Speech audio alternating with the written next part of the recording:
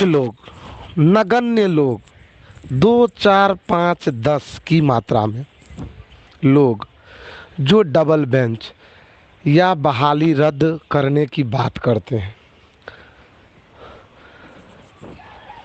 Group में भी मैं देखता हूँ, ज़्यादा नहीं, 2, 4, 5, 10 लोग बस, जबकि ग्रुप में 1000, 10,000, 5,000 व्यक्ति हैं, क्योंकि 10-15 ग्रुप मेरे मोबाइल में भी है। तमाम ग्रुपों से मुझे ऐसा लगता है कि 5 से 10 व्यक्ति जो हैं, उस 5 से 10 व्यक्ति में 7-8 व्यक्ति डबल बेंच की बात करते हैं और 1-2 व्यक्ति जो हैं, मैं नाम नहीं लेना चाहूँगा, वो बहाली रद्द की बात करते हैं। मैं उनका सर्टिफिकेट तो देखने नहीं गया हूँ कि वो दिसंबर सीटेट पास है या उस बहाली में है भी या नहीं है, या वो अभी तक कोई सीटेट पास है या नहीं, जनवरी में जो होने वाली है उसमें बैठने वाला है,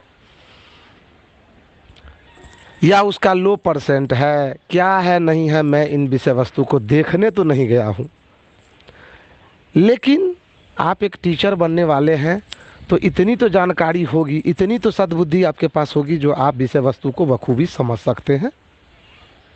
मुझे ऐसा लग रहा है जो भी हमारे भाई इस तरह का, विशेष तौर पे, हाँ 2-4 हैं जो ऑथेंटिक है, इस बहाली में है और वो डबल बेंच जाना चाहते हैं।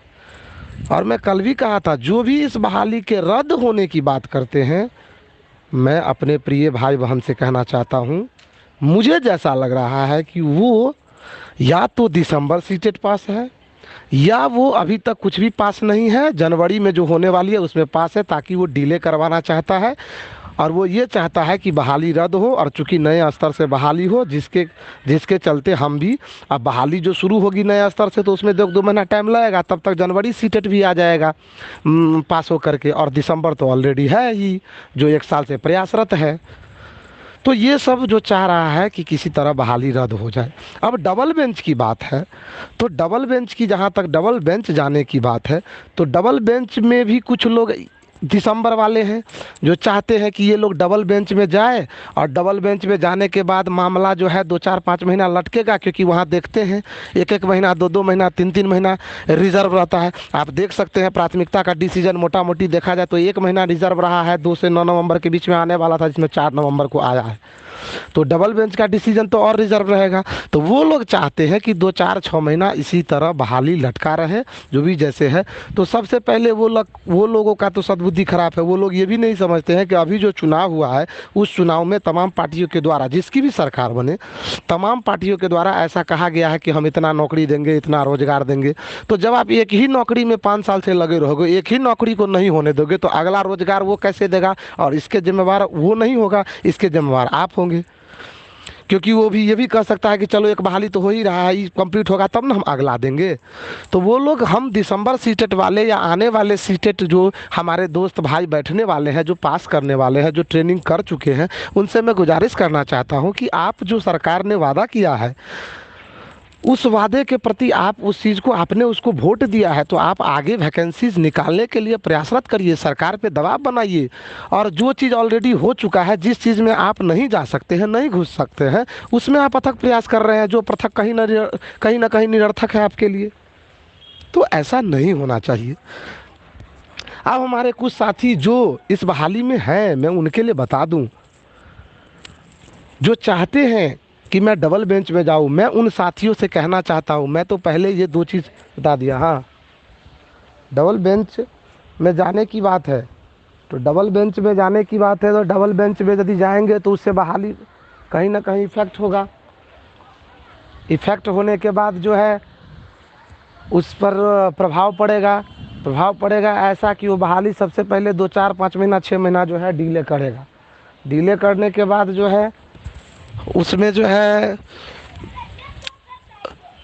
दिसंबर और जो और भी जो सीटेट आने वाला है, दिसंबर सीटेट और उसके बाद जो जनवरी में सीटेट की एग्ज़ाम होने वाली है, उससे कहीं ना कहीं हम जो है प्रभावित होंगे।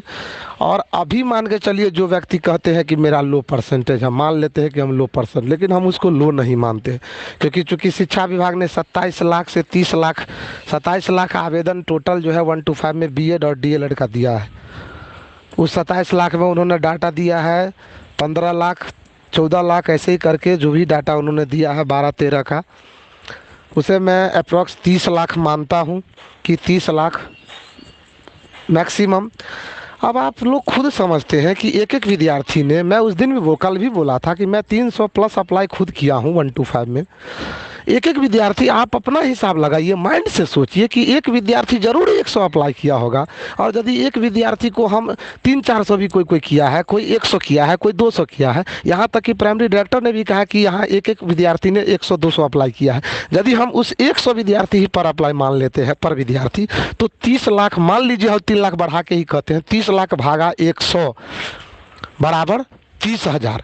और आपका 1 to 5 में वैकेंसी कितनी है वो आप जानते हैं। अब कैटेगरी की बात करते हैं कि ये कैटेगरी है, वो कैटेगरी है, तो इसके लिए आप प्रयास कर सकते हैं। कैटेगरी के लिए आप प्रयास कर सकते हैं, वहाँ जाकर के कह सकते हैं कि सर इस तरह की बात है, हम लोग का सीट ये हो रहा है, महिला सीटें ज़्यादा है, बहुत सारी सीटें खाली रह जाएगी, महिला सीट पे पुरुष को कर दीजिए, या हमारे पुरुष सीट को बढ़ा दीजिए, या वगैरह वगैरह कुछ भी आप प्रयास कर सकते हैं। इसके लिए हमारे कोई भी भाई, कोई भी बहनें, बिहार के कोई भी भाई, कोई भी बहनें का फ़ोन कॉल्स या जो कुछ भी ये नहीं आता है कि चलिए इसके लिए प्रयास किया जाए। बस सिर्फ डबल बेंच चाहिए। मैं उन डबल बेंच और बहाली रद्द करने वाले अपने दोस्त से, अपने सगे संबंधी, अपने भाई से, अपनी बहन से कहना चाहते हैं, जो आज जो आप रद्द की बात करते हैं, और मैं तो कहूँगा, मैं तो विश्वास के साथ कहूँगा, रद्द की बातें हमारे इस बहाली में सम्मिलित भाई लोग नहीं करते हैं। ये जरूर साजिश है, ये जो है दिसंबर वाले या आगामी सीटेट देने वाले ऐसा करते हैं।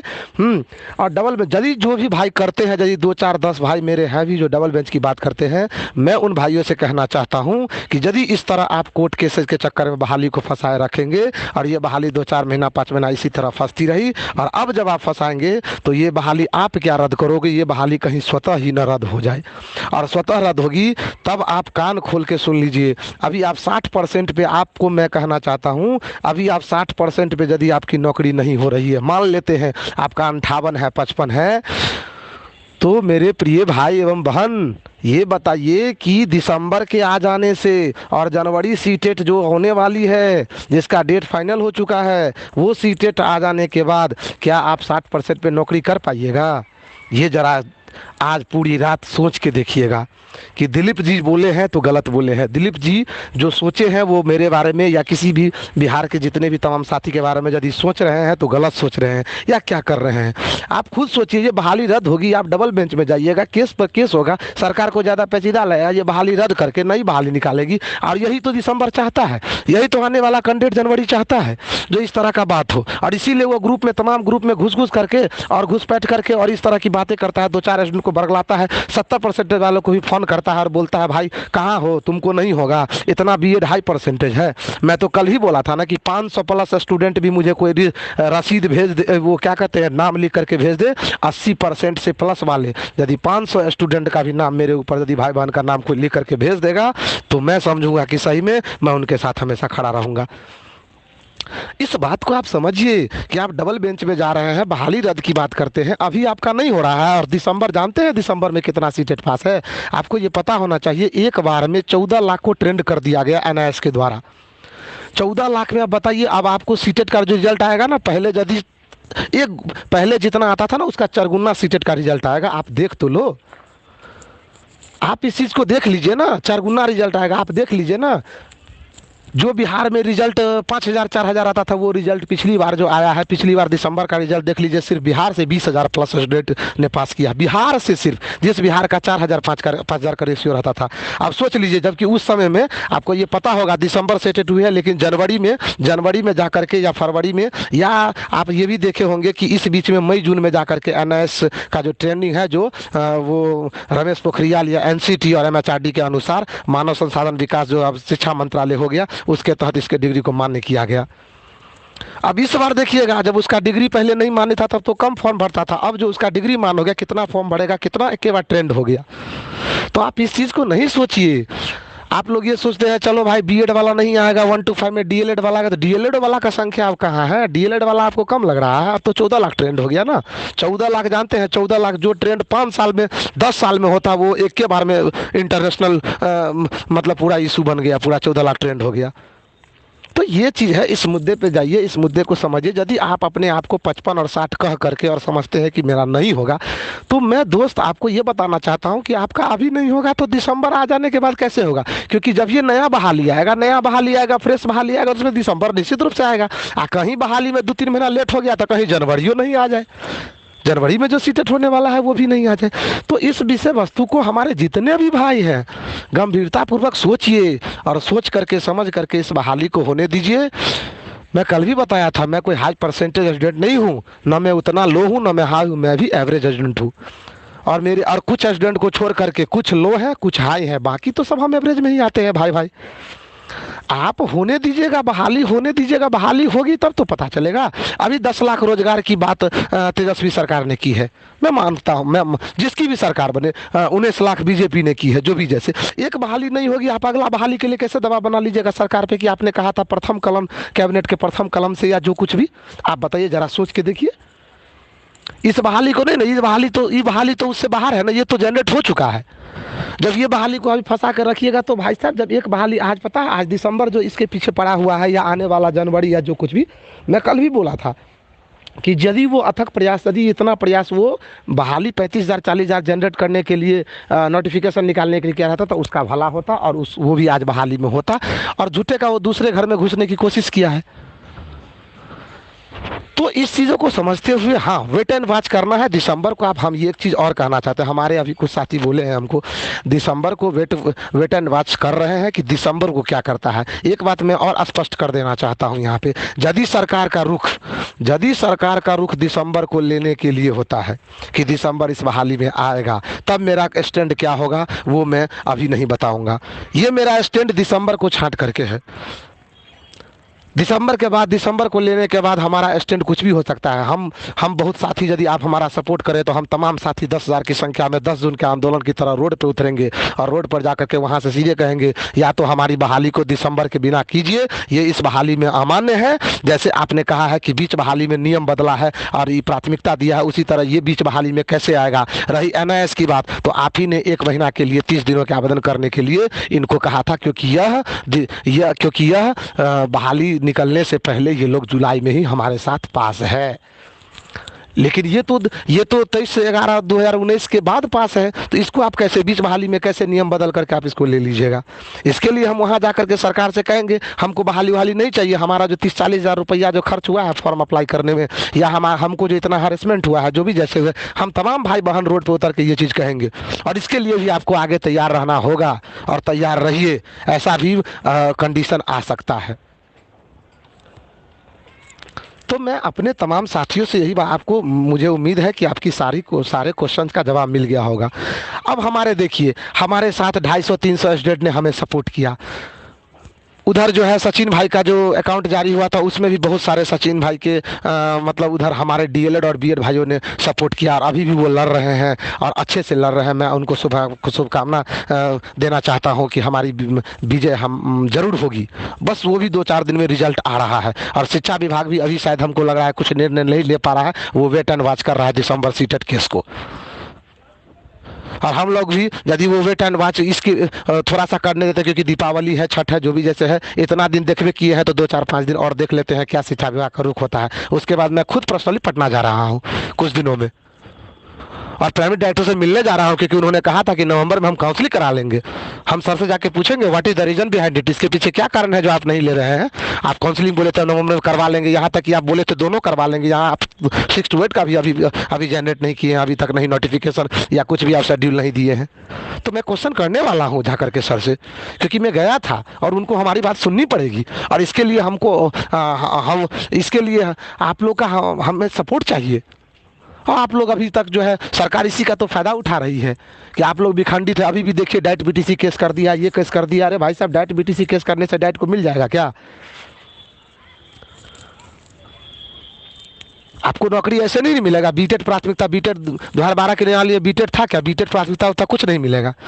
आप कितना भी केस करिए, जो भी, जैसे रंजीत कुमार सर ने ये भी कहा था कि पुराने नए केसेस का कुछ भी नहीं। मैं सारे के सारे सवाल करने वाला हूँ, दागने वाला हूँ उन पे बहुत जल्द इसके लिए। लेकिन हमारा देखिए, सब जगह जो है ना, यूनिटी, एकता का परिचय देना, जब जब हमारी एकता होगी तभी हमारा कोई बात सुनेगा। अकेले चना भार नहीं फोड़ता। इसके लिए हमें हमारा जो है या आपका जो है हमको सपोर्ट चाहिए।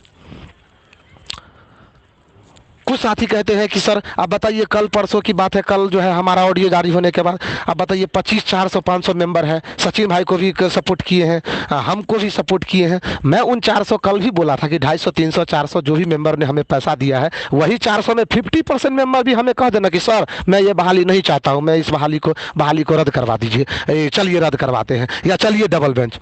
बताइए, अभी तक मैं आपको बताता हूँ 2 आदमी का कॉल आया है जो मेरे समर्थन में नहीं है कि सर आप चाहते हैं, आपका यदि खूब लो रहता तो आप क्या करते। आप उस समय सोच के देखिए। मैंने उनको भी यही बात बताया है, भाई साहब आप चिंता नहीं करें, आपका 60% भी है तो मैं कहता हूँ होगा, मैं लिख के देता हूं कि आपका बहाली होगा। मैं तो उनको कल ये भी बोला कि 60% है आपका ना, उन्होंने मुझे बताया कि मेरा 65% है। मैंने उनको कहा 65% है, आइए मधुबनी जिला, मैं मधुबनी का वासी हूँ, झूठ नहीं बोलता हूँ, आइए मधुबनी जिला, मैं आपको हाफ ही टीपी बना करके देता हूँ कि आपको 65% है ना, आपकी नौकरी होगी। लेकिन नौकरी होने के बाद आप 2 लाख रुपया दीजिएगा मुझे।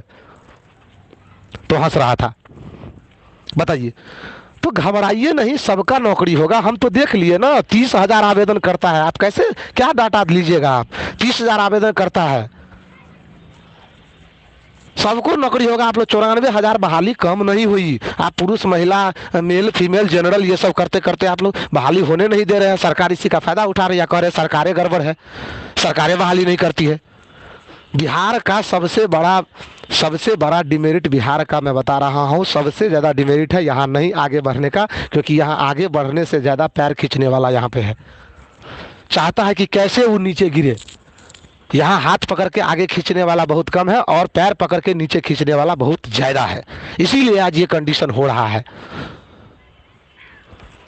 अब बताइए, ग्रुप का 300-400 मेंबर ने हमें सपोर्ट किया और ग्रुप का 1-2 मेंबर हमको डबल बेंच में कह दे जाने के लिए, तो हम डबल बेंच में चले जाएं।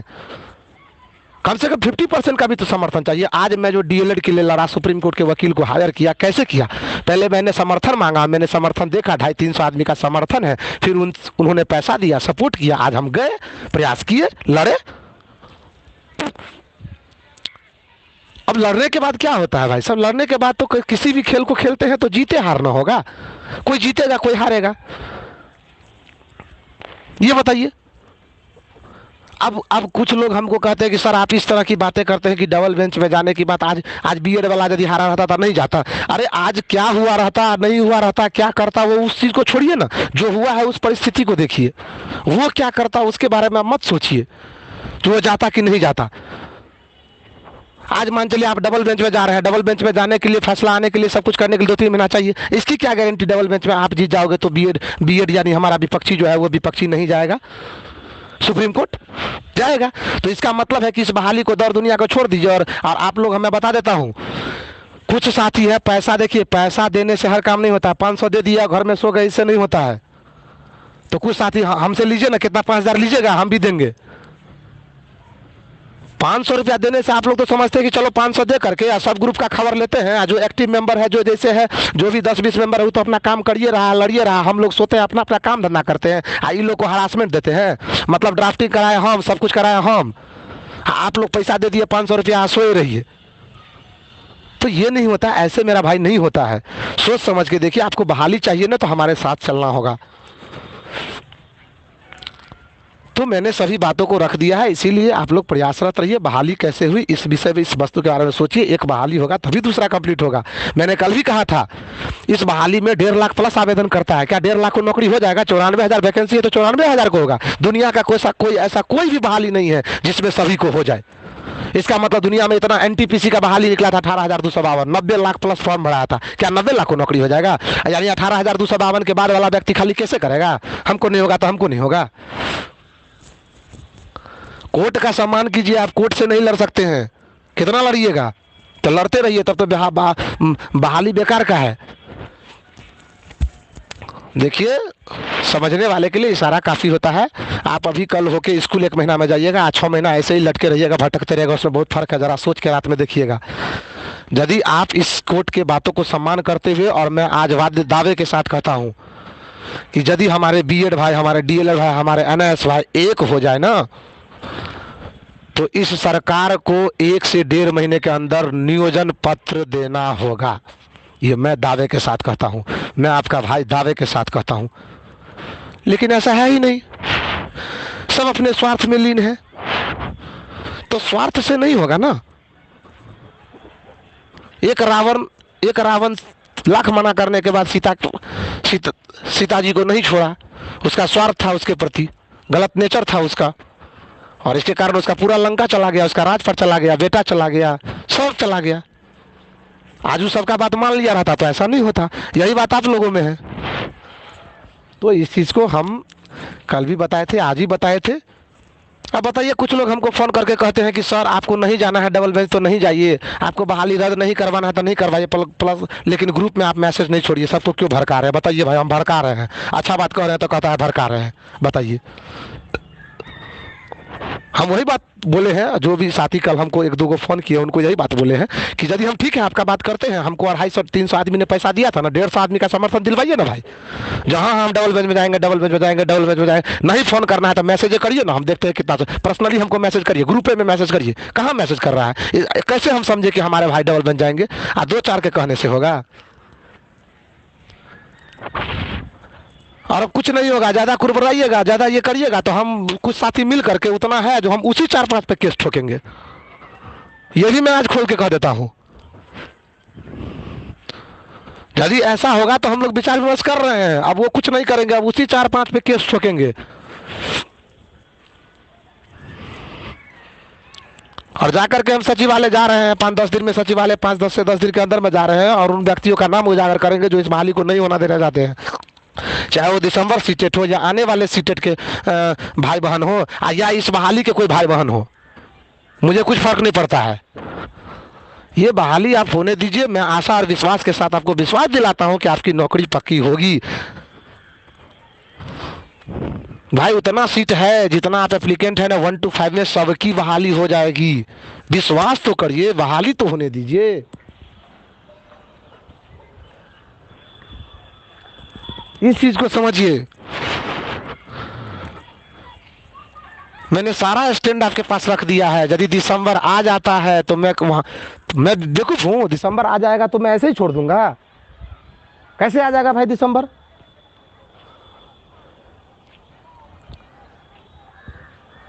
एक साथी ने कहा है कि डबल बेंच अनिल कुमार उपाध्याय का बेंच का सबका फैसला सरकार के खिलाफ ही गया है। अगर खिलाफ गया है तो छोड़िए ना। सत्य परेशान हो सकता है मगर पराजित नहीं। आप कहाँ हैं?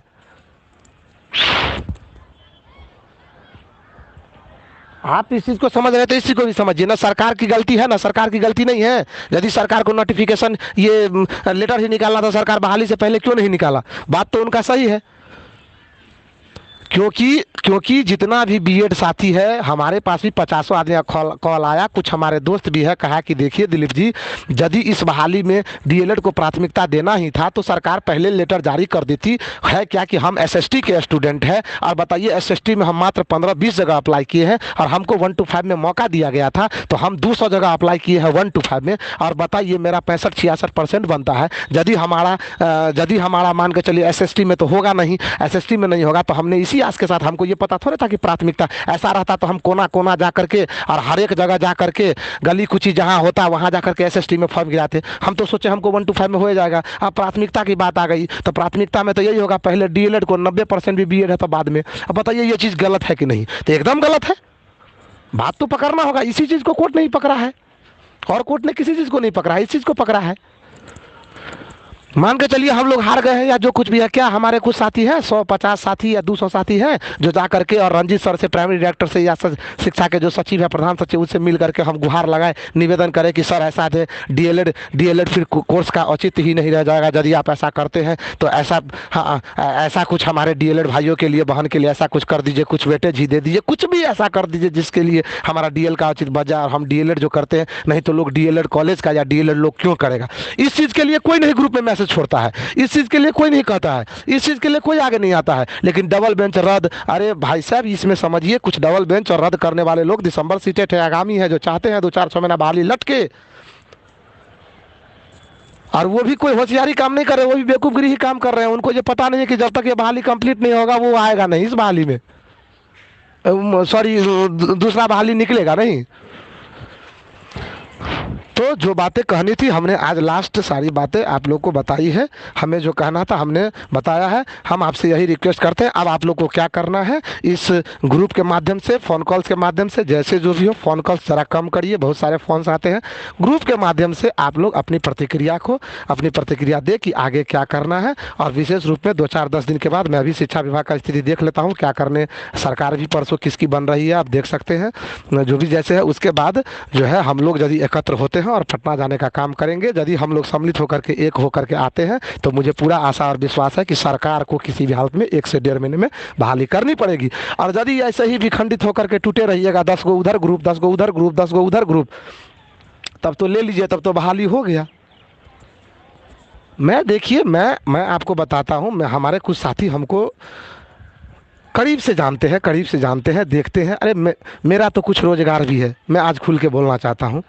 मैं आज 7-8 साल से 10 साल 9 साल से, अप्रैल 2009 से 11 साल से कोचिंग संस्था चला रहा हूँ मधुबनी में, मधुबनी जैसे शहर में। हमारे कुछ साथी, आप मैं बोल देता हूँ, मेरा साथी कुछ जानते हैं लेकिन कुछ नहीं जानते, बताता हूँ। मेरा तो कुछ रोजगार भी है कि हम 30-40 हज़ार रुपया कमा लेते हैं। लेकिन हमारे कुछ बहनें, हमारे कुछ भाई जो फ़ोन करते हैं, जो सर बहाली करवा दीजिए ये वो, तो मैं मुझे बहुत दया आती है कि अरे यार, हम तो कुछ रोजगार में है ही, घर को संभालते हैं, इतना दिन से कमा रहे हैं, जो कुछ भी कर रहे हैं ये किए जो चलो सरकारी मुहर भी लग जाए। लेकिन जो हमारे भाई का 1 रुपया का आमदनी नहीं है, जो कुछ नहीं करते हैं, जो अपने माँ बाप पे आश्रित है, न घर के हैं, किन्हीं किन्हीं का तो शादी हो गया है, बाल बच्चे हो गए हैं, और उनको आप लोग फंसा करके रखते हैं। बताइए, बड़ा दुख होता है इन चीज़ों को लेकर के।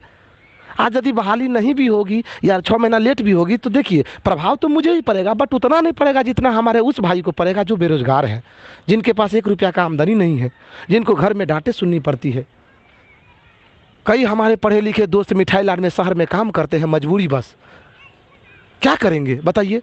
अभी नौकरी नहीं होगी, 1-आध महीना में वो लोग फिर से फॉर्म अपने जोश खरोश के साथ कि हमें नौकरी होगी। पूरे गांव मोहल्ला समाज में सबको पता है कि नौकरी होने वाली है, नियोजन पत्र मिलने वाली है, और आप लोग कुछ हमारे भाई इस चीज़ को समझते नहीं हैं और उनको फंसा करके रखते हैं। प्लीज़ हम हाथ जोड़ के विनती करते हैं, उनका पैर पकड़ते हैं, निवेदन करते हैं कि प्लीज़ अब कम से कम संभल जाइए और बहाली होने दीजिए। मैं आपसे रिक्वेस्ट करता हूँ, इससे ज़्यादा मैं आपको कुछ नहीं कहने वाला हूँ। जनसंख्या दीजर हुई नहीं, आप लोग कहिएगा कि आप लोग 500 साथी मिल करके कहिए कि सर डबल बेंच चला जाए, बहाली रद्द करवाई, तो मैं वही करूंगा। लेकिन सपोर्ट मिलना चाहिए, 2-4-5 के सपोर्ट मिलने से नहीं ना होगा। आप ही बताइए ना, आप कहाँ क्या करिएगा।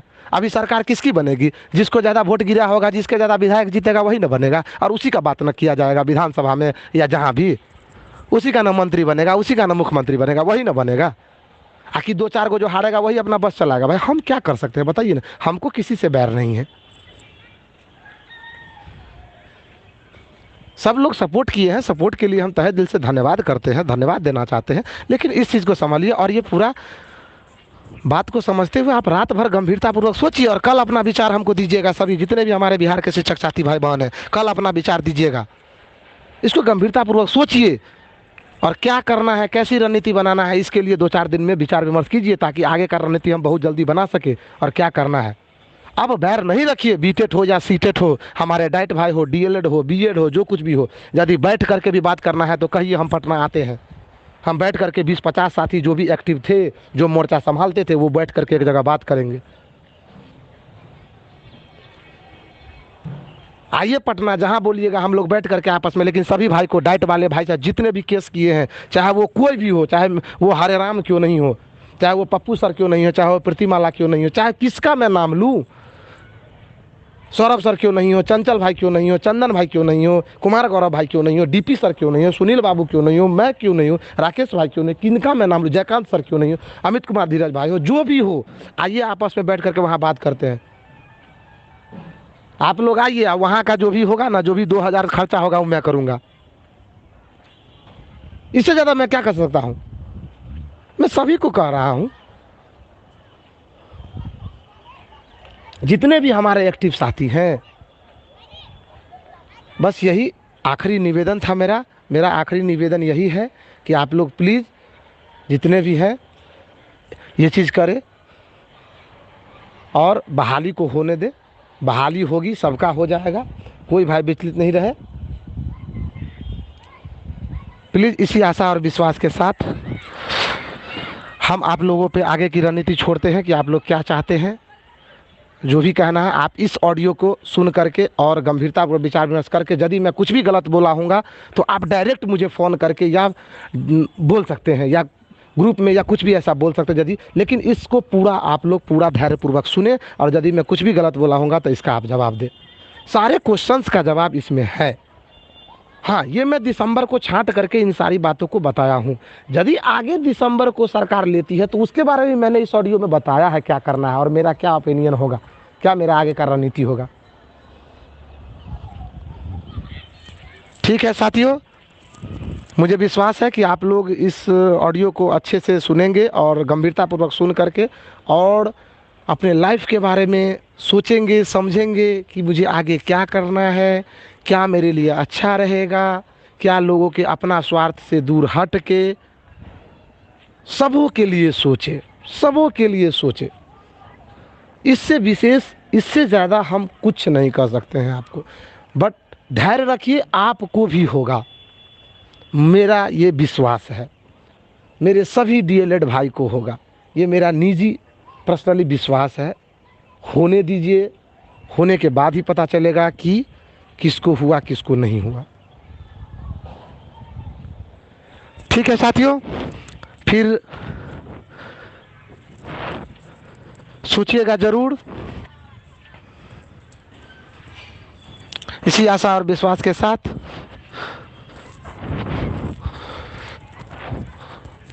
आगे की रणनीति क्या है, क्या करना है, उसके बारे में आप लोग बताइएगा ज़रूर।